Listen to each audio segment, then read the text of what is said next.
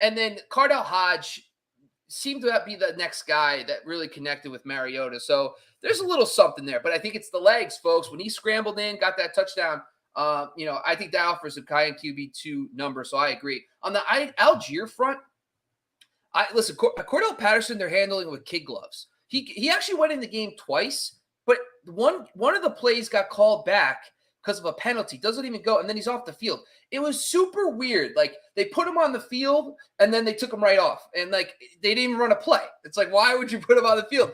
I just think Tyler Algier being behind the two veterans actually gives me more confidence in Cordell Patterson, because I think I'm actually not concerned about the other two backs. And if Algier can't pass up those guys, I think Cordell Patterson is going to be the guy again. So I personally think that he's someone I'll keep watching. Algier is currently going ADP 138. So that's something we should probably pump the brakes on just a little bit until he proves a little bit more, maybe later in the preseason. Let's jump down to the Philadelphia Eagles, Sky. Tell us what you got on the Eagles and what you were excited to see in preseason. I mean, there's, it's silly for me to say that, I was early on the Hurts hype train, because now it's out of control, obviously. But last year I thought I was a little bit higher on him than most other people. Over the first 7 games, he was dominant, and then they went run heavy after the fact, and that cut down a little bit, right? This year, though, man, on that first opening drive, first of all, it took a late hit out of bounds, and his head coach, was about to throw bows. I like to see that. His offensive line came to his defense too. Cheap shot for Jacksonville. I thought that was chicken shit. Nonetheless, Jalen Hurts looked like a stud, right? He's only progressed in high school, college, and the NFL each season. He gets a full season now as the definite starter. A.J. Brown was out there, the toss to Dallas Goedert for the touchdown. He can obviously run as well. Your boy Miles Sanders did look good. I'll give you that. Played on 3 downs. I like to see that, of course. A little bit of red zone work. And look, man, auxiliary players now are starting to get opportunity because this offense is opening up. Guys like Quez Watkins, right? A third stringer potentially, kind of a deeper guy, maybe in dynasty leagues or in deeper rosters behind Brown and Smith and Goddard. So good opportunity. But, man, Jalen Hurts was already my number 5 coming into preseason. I can't put him ahead of Herbert, Allen, Lamar, and Mahomes, but I really want to. Bob, I'll put you on the spot just because if you were to take one of those guys out of the top 4 and put Hurts in it, if you're me, whether you're ranking that way or not, which of those top 4, Herbert, Allen, Lamar Jackson, or Mahomes, would you take out of the top 4 to put Hurts in? Because he is bubbling on my 5+ on that 4 range there. I just don't know who I would actually take out. I have him at 4. Oh, my goodness, my man. I actually have him over Lamar. Over Lamar, okay. Yeah, so okay. I think Lamar, there's a huge bounce back for Lamar this year, but I hear you. I agree. I think the problem is I'm actually into Lamar as well. I have him in my top 6 as well. I just, I'm it's between Hurts, Murray, and Lamar. Lamar lost his top receiver. I know Rashad Bateman's supposed to be stepping in, but that offense is going to be scaled back. I don't see them throwing as much as they did. They're going to try to lean on the run game a little bit more, but the offensive line has gone through some movement as well for the Ravens, and their running backs are banked up. So, if the running game is not efficient, J.K. Dobbins has hit the ground running, and Gus Edwards takes a little time, they might lean on Lamar, but at the same time, Hurts offers just as good rushing upside. He showed it last year, insane rushing stats last year when he really didn't have the receiver. He had a rookie receiver as his one, and now he's got A.J. Brown. And I think a healthy Dallas Goedert, that's why he's my number 4. I personally, I made the thumbnail, Sky. All right, I know you did. I know you did. I was hyped on that. And DT and I just covered quarterbacks again. Last episode, DT and I covered quarterbacks, and we were talking about Jalen Hurts. I was like, man, I got him at number 5. Feels kind of sticky. And now all of a sudden, everybody's about it after this game. But look, man, if he doesn't play one more snap in the preseason, which he probably will, but if he doesn't, he's still in my top 5. And I'm very, very excited to look at him as probably my earliest mid-round quarterback, unless he moves into the 4th round. I think that's a little steep, but if he's 6th, 7th, 8th round, I'm taking him over those Brady's and Burrow, Matt Stafford, Russell Wilson, those kind of guys. I'm taking Jalen Hurts over all those guys. The Jalen Hurts thing, you don't have to tell me twice. I think the rushing, he's got the skill set at quarterback, but the thing that was more impressive about the game, he didn't even target A.J. Brown. And Devonta Smith was out.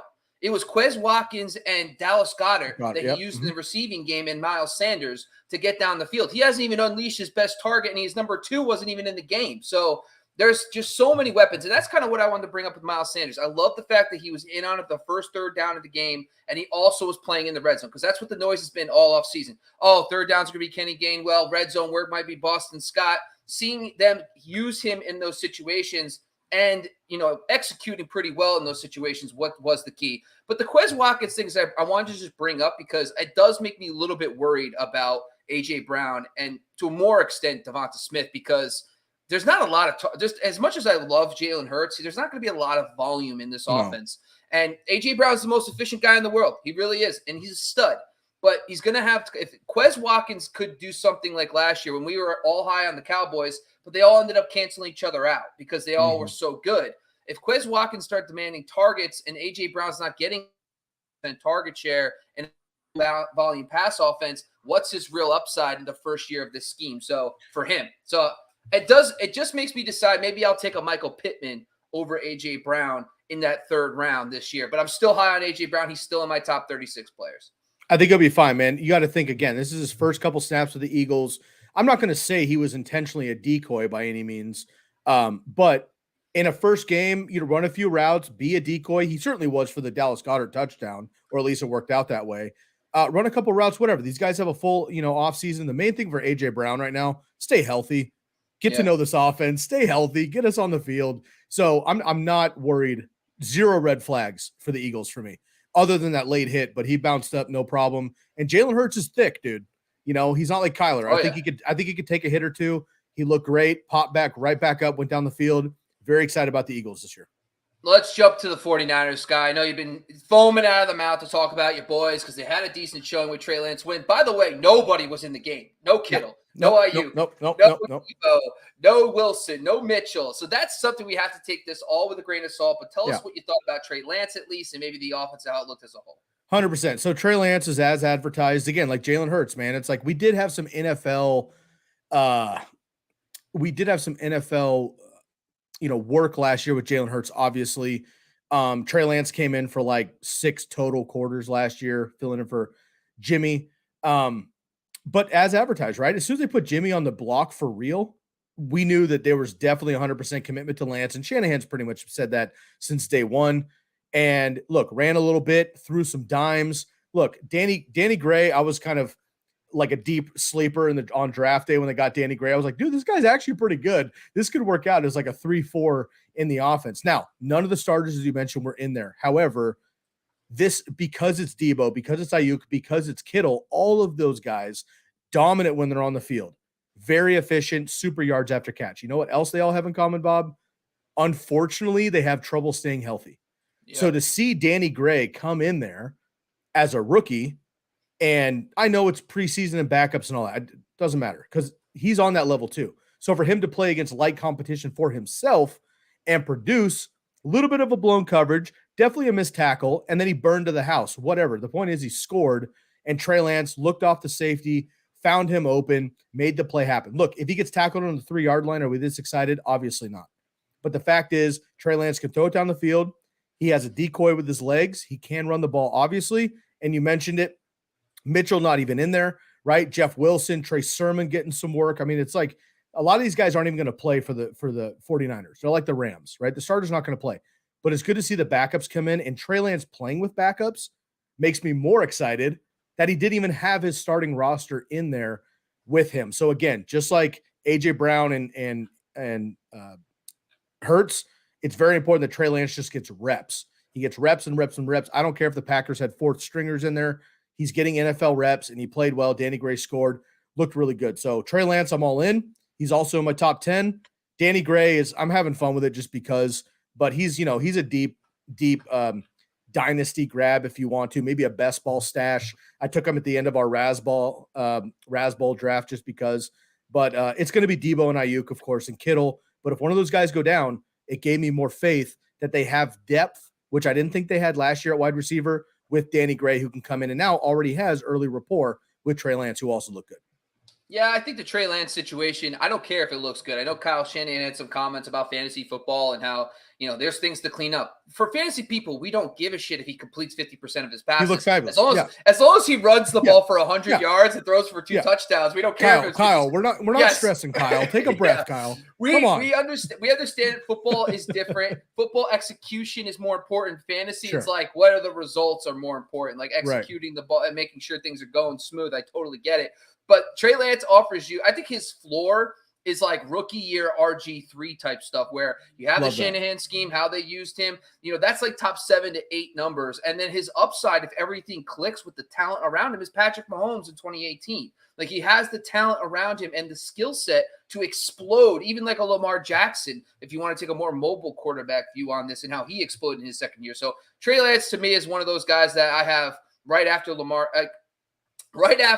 Jackson, 7, 8 range in my top 10 for quarterbacks. So I'm still pushing him up. I want him higher, but it's hard to get him over some of those guys. The other thing I wanted to bring up, though, is Jeff Wilson, because I know Trey Sermon looked good and got started getting some hype, but there's a reason why Jeff Wilson didn't play in the game is because he's viewed as a starter already behind Elijah Mitchell, like a 1B. He's the passing down back. He's going to probably be the guy in pass pro. And my thing is he'll probably be next man up. He's proven to be legit in this offense when he gets his chances. So I think a lot of people are excited about Trey Sermon and how he looked in this game. But my personal preference is to take Jeff Wilson later in rounds because I think he's a direct handcuff for Elijah Mitchell and also could offer, I don't think he offers standalone value, but because of that pass catching role, I think he does offer some value, even if it's on a standalone basis. I'm glad you brought up Jeff Wilson, dude. Jeff Wilson's been on the team the longest in the running back room, right? So he was the handcuff to Carlos Hyde. He was the handcuff to Raheem Mostert. He was the handcuff to Elijah Mitchell, right? He has been in that locker room the longest in the running back room outside of Juszczyk, who is tough for fantasy, but also obviously a part of the team there in the backfield. But Jeff Wilson, is a great clubhouse guy. Nothing but good reports from him always in San Francisco. But also, he is a great number 2, and he has always stepped up for 100-yard games, multiple touchdown games on 2-3 opportunities per year when guys get injured. So I've been repping Jeff Wilson on TCK for years. And again, I'm a 49er fan. I know these like deep dive guys that you're not supposed to know in fantasy. So it's fine if you don't know. But Jeff Wilson is a great handcuff nobody talks about ever, and nobody's going to draft because of Trey Sermon. Let's not forget last year, Trey Sermon fumbled his first carry, got a concussion, basically wasn't the same the whole season. I hope he bounces back. Good, 3rd round pick or whatever. But Elijah Mitchell was a 6th round pick last year for the 49ers, and he was the starter. Let's also not forget, we like to throw this one around too, Bob and I. 6 years in a row, the 49ers have had a different number 1 running back for fantasy football. 6 years in a row, not going well for Elijah Mitchell. Hopefully it does, but a guy like Jeff Wilson could pop up. So when you're in your 13th, 14th, 15th round and you're looking at scrubs anyway, take a high upside handcuff nobody else is looking at. You may take a stab on Jeff Wilson. He might only give you, a handful of carries this year, but he's going to score on half of those. Yeah, I agree. I just, my biggest thing with the whole situation with Elijah Mitchell is that he was the first guy in a long time since Carlos Hyde to get 200 carries in a season. And he only played like 11 games. So they literally leaned on him. He's easily the one. He's easily the one. I'm not saying he can't. Yeah. I'm not saying Jeff Wilson's going to supplant, at all. I'm just saying in a handcuff situation, if you're looking at another running back or you have Mitchell, I would go Jeff Wilson over Sermon, as you had 100%. Mentioned. Yeah. All right. Let's do some quick slants. There's a bunch of them. I'm going to list all of them, and then you're going to just pick one, Sky, to end the show on. Baker Mayfield. So first off, let's talk about Baker Mayfield. His first action. There was no DJ Moore or CMC in this game. That is a huge caveat, by the way. Those are like the 2 most important guys. So he was out there without those main guys, but he did show some really good chemistry with some of the backups like Shea Smith over the middle of the field. But there's still timing issues. There's back shoulder throw that wasn't even close. But he did show solid in the middle of the field accuracy. So I think there is a lot of upside. But he also challenged the defenses vertically, which I think is going to open things up for CMC and DJ Moore underneath a little bit more. For the Lions, the biggest takeaway, I think, for them was that Amon-Ra St. Brown is going to be legit. I know TJ Hawkinson and Jamison Williams were not in the game, but Amon-Ra St. Brown. Jared Goff targets the middle of the field more than any quarterback over the last 5-6 seasons. It's like 75% of his targets attempts are in the middle of the field. And that's where Amon-Ra St. Brown is going to make a living. All his passing routes are crossers. If you watch it, and that's where Jared Goff loves throwing it, I think this kid's going to be awesome. I honestly consider him at the 4-5 turn. I think he's going to be great this year. DeAndre Swift, yes, they mixed in Jamison Williams, but don't worry about it. He got 2 carries in the middle of the 20. As soon as they got close to the red zone, Swift comes in, and sure enough, the guy scores a touchdown. I think he's a smash in the first round, in my opinion.